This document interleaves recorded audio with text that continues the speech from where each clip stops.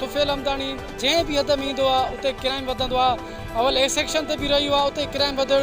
ॾींहं ॾिठे जो 10 तारीख़ ते 5:15 ते 3 ॾोहारी हथियारनि सां तशद्दुद करे मूंखे पिस्टल जा बट हणी मूंखां मोटरसाइकिल 2024 मॉडल CD फुर कई वई, 2 मोबाइल फ़ोन ऐं रोक रक़म बि खसी वई। हिन महिल ताईं किसे जो हमदानी का बि कारकर्दगी न ॾेखारी आहे, न को असां सां ताउन कयो अथई, न को असां सां मिलियो आहे। ॼण हुनखे कंहिं शइ जी ख़बर ई न आहे, ॼण को पुलिस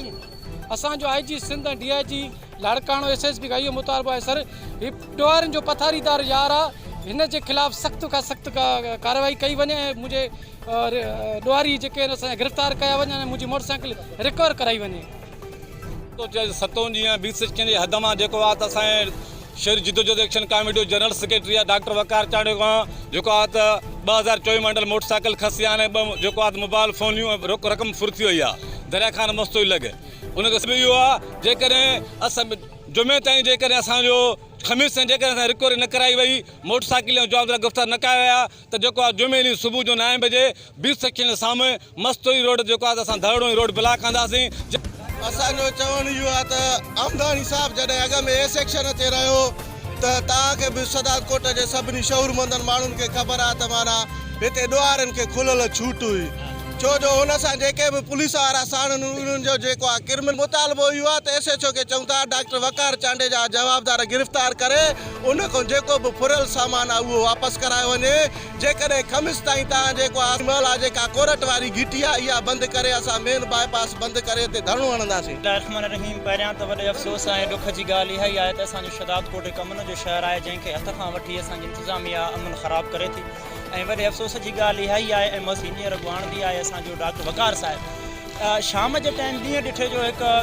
पिस्टलनि जा बट हणी हुन SSP साहिब खां ऐं DIG लाड़काणे खां जेसीं ताईं असांजी मोटरसाइकिल रिकवर न थी या जवाबदार गिरफ़्तार न थिया त असां जेको ख़मीस ते अल्टीमेटम ॾिनो आहे दोस्तनि, इनशाला ताला असां उन्हनि ते बि भरपूर दोस्तनि खे गॾु कंदासीं ऐं इनशाला तहरीक हलाईंदासीं। रहीम डॉक्टर वकार चांडियो शहरी एक्शन कमेटी जो जनरल सेक्रेटरी आहे। पहिरियों त मां हुनजे जेका गाॾी फुर थी आहे या उनजे मथां कातिलाणो हमलो थियो आहे, पाकिस्तान बि गॾु आई दोस्तनि सां। शदात कोट में वधंदड़ बदआमनी ऐं डॉक्टर वकार चांडियो खां फुर वारे वाक़े ख़िलाफ़ शहरी जिदोजहद कमेटी जे सॾ ते सियासी समाजी शहरनि जो एहतिजाजी मुज़ाहिरो धरणो। 6 ॾींहं अॻु शदात कोट जे 20 सेक्शन थाणे जे रतेदिर रोड अंगलाड़े वटां समाजी अॻुवान डॉक्टर वकार चांडियो यरगमाल बणाए तशद्दुद बाद मोटरसाइकिल फुर करण वारे वाक़े ख़िलाफ़ शहर जे सियासी समाजी तंज़ीमुनि अॻुवाननि हथनि में किले कार्ड खणी एहतिजाजी मुज़ाहिरो कयो। पुलिस ख़िलाफ़ सख़्त नारेबाज़ी कई। उन मौक़े ते कामिर नसीर सिलरो, जुल्फार मक्सी, गदा हुसैन मस्तोई, सागर चांडियो, अमीर जान चांडियो, डॉक्टर गुलाम हैदर चांडियो, नौकर खान चांडियो ऐं ॿियनि चयो त शदात कोट में बदआमनी वधी वई आहे जंहिं सबबि शहरी सख़्त परेशान आहिनि। ॾींहं ॾिठे जो हथियारबंदनि हथियारनि जे ज़ोर ते वकार चांडियो खे तशद्दुद करण बावजूदि ज़ख़्मी करे मोटरसाइकिल फुल करे विया। 6 ॾींहं गुज़रण बावजूदि 20 सेक्शन थाणे जी का बि अॻभराई न कई वई आहे। उन्हनि चयो त 3 ॾींहं अंदरि डॉक्टर वकार खां फुरकियल मोटरसाइकिल जो सामान